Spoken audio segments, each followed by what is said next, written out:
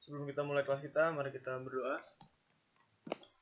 Bapa di surga, saat ini kami akan memulai kelas kami. Bantu kami ya Bapa, supaya kami boleh mengerti dan boleh mengimani setiap pelajaran yang kami pelajari. Di dalam nama Tuhan Yesus, kami telah berdoa. Amin. Saat ini kita akan belajar mengenai bagaimana caranya memilih sahabat yang baik. Dan juga bagaimana caranya kita bisa menjadi sahabat yang baik bagi orang lain. Di pertemuan yang lalu, saya meminta kalian semua untuk menuliskan atau menceritakan dalam kertas seorang sahabat kalian, pengalaman bersama sahabat kalian. Saat ini kita akan mencari tahu bagaimana sih menjadi sahabat yang baik itu. Karakter seperti apakah yang harus dimiliki oleh seorang sahabat? Karakter yang bagaimana, yang pemarah, yang lemah lembut, atau yang seperti apa? Kita akan belajar contoh persahabatan dari Daud dan Yonatan. Nah, siapa itu? Daud itu adalah dalam 1 Samuel 16 dikatakan dia adalah anak Isai. Nah, Isai ini bukan seorang yang terkenal. Isai hanyalah rakyat jelata. Daud adalah gembala yang kedua, dan Daud adalah anak bungsu. Biasanya anak bungsu ini tidak dihargai oleh saudara-saudaranya karena yang paling kecil, yang paling lemah. Lalu siapa itu Yonatan? Yonatan dalam 1 Samuel 14 dikatakan bahwa dia adalah anak Raja Saul. Dia seorang calon raja, dia pangeran. Nah, dia hidup di istana dan dia adalah orang kaya yang keempat.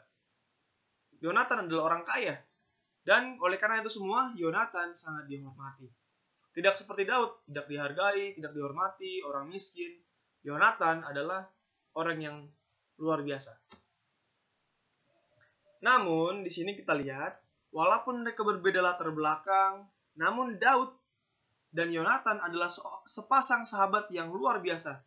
Mereka adalah seorang sahabat yang sangat mengasihi satu sama lain.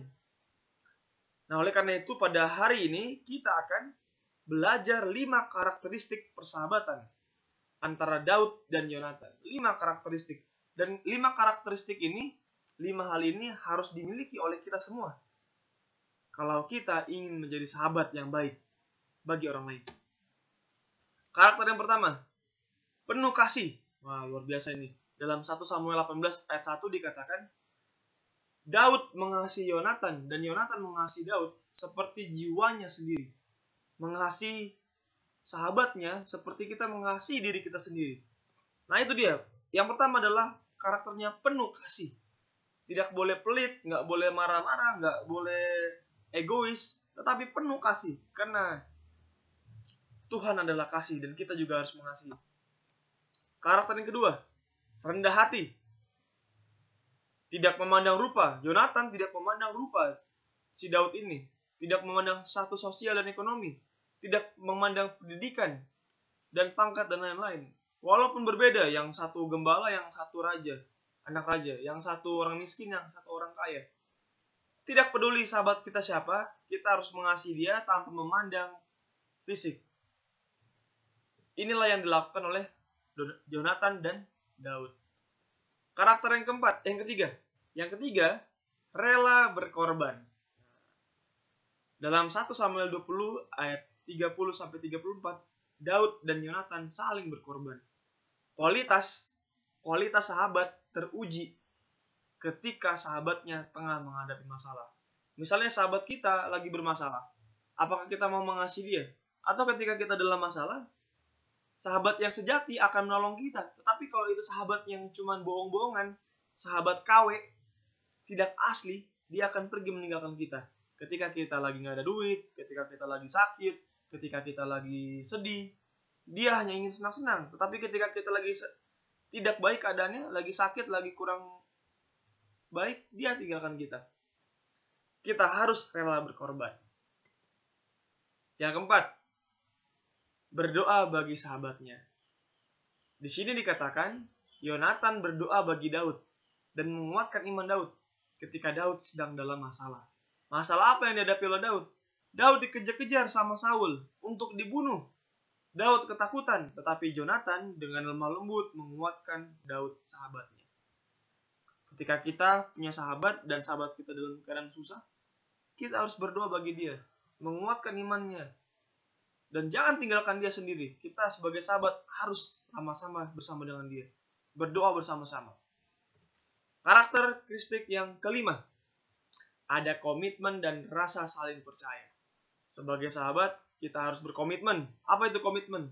Komitmen itu dia harus setia di situasi buruk maupun baik, dan saling mempercayai sahabat kita. Ketika kita memiliki sahabat yang baik, kita akan mudah percaya kepada dia. Dan ketika kita sudah menjadi sahabat yang baik, sahabat kita akan percaya kepada kita. Dalam Amsal 17 ayat 17 dikatakan, seorang sahabat menaruh kasih setiap waktu dan menjadi saudara dalam kesusahan. Setiap waktu harus menaruh kasih dalam waktu baik, buruk, sakit, sehat, senang. Kita harus menaruh kasih dan kita harus menjadi saudara ketika dia jadi orang yang susah. Menjadi saudara dalam kesusahan. Jangan ditinggalkan sahabat yang sedang susah. Karena mereka membutuhkan kita. Berada di sampingnya. Yang terakhir sebagai kesimpulan. Kesimpulannya adalah Yesus adalah sahabat yang terbaik. Dia setia, dia mengasihi kita, tidak memandang rupa kita yang berdosa. Dia selalu ada buat kita. Dan dia dapat dipercaya. Dalam Yohanes 15 ayat 13-14 dikatakan, tidak ada kasih yang lebih besar daripada kasih seorang yang memberikan nyawanya untuk sahabat-sahabatnya. Yesus memberikan nyawanya untuk sahabat-sahabatnya. Siapa sahabat-sahabat Yesus? Ayat 14 mengatakan, kamu adalah sahabatku. Kita adalah sahabat Yesus. Jika kita berbuat apa yang diperintahkan oleh Yesus. Yesus sangat mengasihi kita dan dia adalah sahabat sejati kita. Apa buktinya? Buktinya dia rela mati buat menebus kita. Oleh karena itu, mari kita mengasihi Yesus dan menjalin persahabatan dengan Yesus dan juga kepada sesama manusia. Biarlah 5 karakteristik persahabatan dari Jonathan dan Daud boleh menjadi karakteristik persahabatan kita. Saat ini kelas kita berakhir, semoga kita boleh mengerti dan boleh dipelajari. Dan jika ada pertanyaan, silakan ditanyakan kepada saya.